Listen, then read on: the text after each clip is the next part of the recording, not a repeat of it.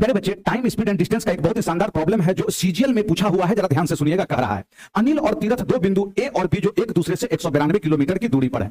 दो बिंदु है जिनके बीच की दूरी कितना दिया हुआ है बताइए? 192 किलोमीटर है। दो कैंडिडेट है, एक कैंडिडेट का नाम अनिल है, दूसरे कैंडिडेट का नाम तीरथ है।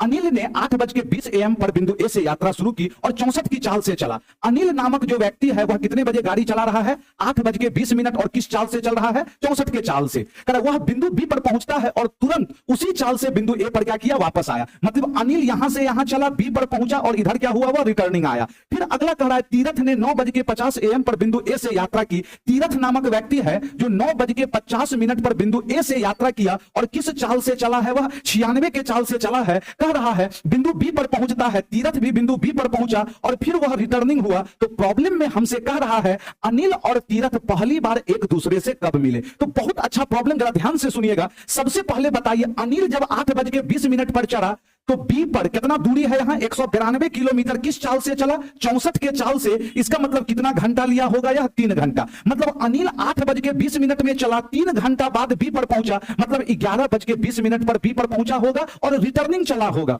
लेकिन तीरथ जो है वह 192 किलोमीटर दूर है, बी 96 के चाल से चला, कितना घंटा लिया होगा? बोलिए। 2 घंटा। समय बराबर दूरी बटा चाल, मतलब 11:50 पर क्या किया है? वह पहुंचा है, फिर रिटर्न हुआ। तो प्रॉब्लम में अब जरा समझिएगा, इसका मतलब ये जो बिंदु बी है, यह जो बी है, यहां पर अनिल कितने बजे पहुंचा है? 11:20 पर पहुंचा है।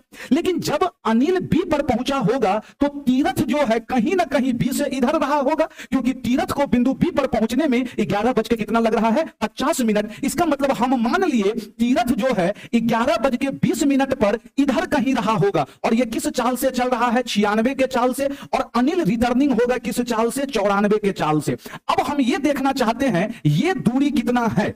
अब बताइए 11:20 में तीरथ यहां है और यहां पर पहुंचेगा 11:50 पर, मतलब 30 मिनट में यह दूरी तय किया जाएगा तीरथ के द्वारा। मिनट को घंटा में बदले 30/7, दूरी बराबर चाल गुना समय। 30 दूनी 60 कितना किलोमीटर? 48 किलोमीटर।